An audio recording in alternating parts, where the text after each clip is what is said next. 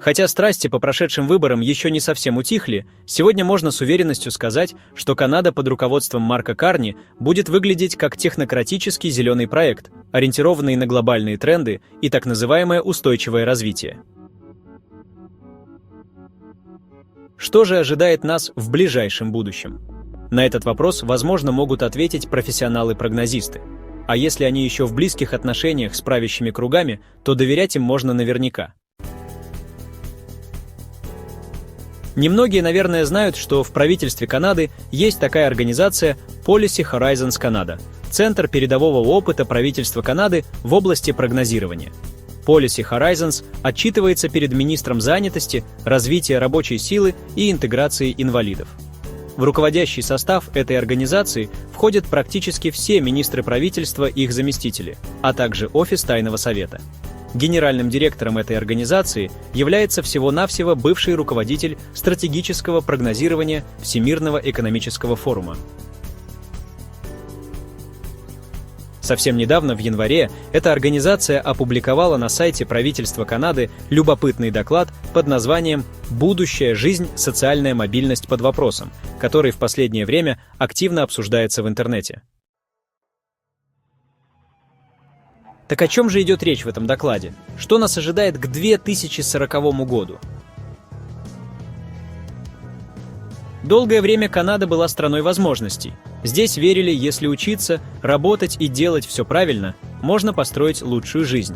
Этот негласный социальный проект – ключ к канадской мечте. Но что, если эта мечта уходит в прошлое? Сегодня все больше признаков указывает на то, что социальная мобильность, способность подняться по карьерной и экономической лестнице замедляется, а возможно, даже начинает двигаться в обратную сторону. Исследование Policy Horizons Canada рисует тревожный сценарий 2040 года, в котором большинство людей так и остаются там, где родились – социально, экономически, территориально. Причем не по выбору, а по обстоятельствам. Давайте заглянем в это будущее. Возможности подняться наверх почти исчезли. Люди уже не верят, что можно пробиться. Наоборот, растет страх оказаться еще ниже. Что же изменилось? Образование – не гарантия успеха. Высшее образование больше не работает как социальный лифт. Учеба стоит дорого, жилье еще дороже. Программы слишком долгие и не успевают за потребностями рынка труда. Люди все чаще видят учебу в университете как клуб для богатых и возможность попасть в ряды элиты, а не путь к карьере. Собственное жилье – нереальная роскошь. Купить дом – задача почти невыполнимая без помощи родителей. Некоторые семьи берут ипотеку на несколько поколений и живут несколькими поколениями под одной крышей. Те, кто живут в ренте, платят все больше и больше. Владельцы жилья богатеют, арендаторы беднеют, и между ними все больше растет социальный разрыв. Богатство и успех по наследству. Успех теперь передается по наследству, как фамильное серебро. Если твои родители богаты, у тебя есть шанс. Если нет, ты в проигрыше. Канада становится все больше похожа на аристократию, кто родился с активами, тот и выиграл. Владение собственностью разделяет имущих и неимущих. Замкнутые миры – общение только по статусу. Люди все меньше общаются с теми, кто живет иначе, то есть с другим социально-экономическим статусом. Даже алгоритмы знакомств подбирают партнеров по социальному классу. Виртуальные миры и реальность предлагают мало возможностей познакомиться с людьми из разных слоев общества. Социальные связи, которые раньше открывали двери возможностей, теперь практически не работают. Молодежь мечтает, но веры нет. Реклама все еще показывает красивые картинки успеха. Но молодые понимают, реальность совсем другая. Экономические реалии оставляют большинство с ограниченными ожиданиями успеха. Это вызывает внутренний конфликт, апатию и потерю мотивации. Лишь немногие сохраняют драйв и стремление к развитию. Дорогой искусственный интеллект вытесняет людей. Искусственный интеллект делает все больше. Пишет, создает, решает задачи. Людям остаются лишь случайные подработки. Лучшие цифровые помощники – платные, а значит, усиливают неравенство. Все больше людей не могут заработать даже на базовые нужды и ищут любые подработки, чтобы удовлетворить свои основные потребности. Что это значит для Канады? Если такая картина станет реальностью, последствия будут глубокими. Психическое здоровье под вопросом, финансовый стресс, отсутствие перспектив, апатия.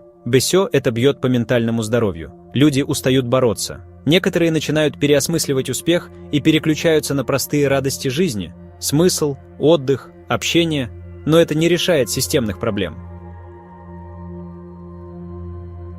Экономика ненадежна. Когда лишь узкий круг богатых может инвестировать в бизнес, экономика становится менее гибкой.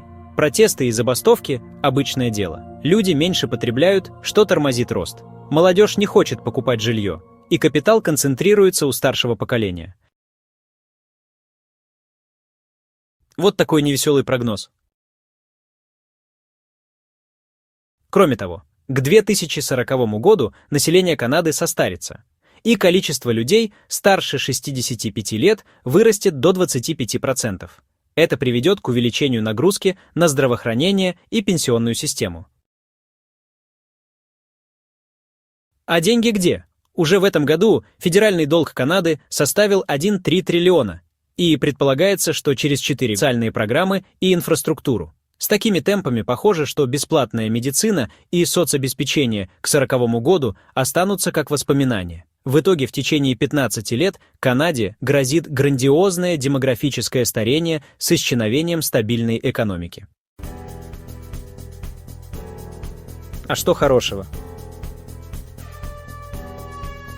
Парадоксально, но потеря веры в классический успех может открыть новые возможности. Люди начнут задавать себе вопрос: а что для меня значит процветание?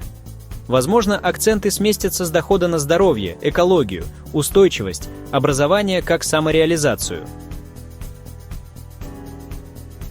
Канада может оказаться на перепутье. Потеря социальной мобильности – не просто экономическая проблема, это вызов самой идеи канадской мечты. Если люди больше не верят, что могут добиться большего, они могут перестать пытаться, а могут, наоборот, создать что-то новое. Одна вещь остается неизменной – будущее не предопределено. И если действовать уже сейчас, можно выбрать, каким оно будет. На сегодня все. Поделитесь своими мыслями в комментариях и не забудьте подписаться на канал. Всем спасибо и до встречи!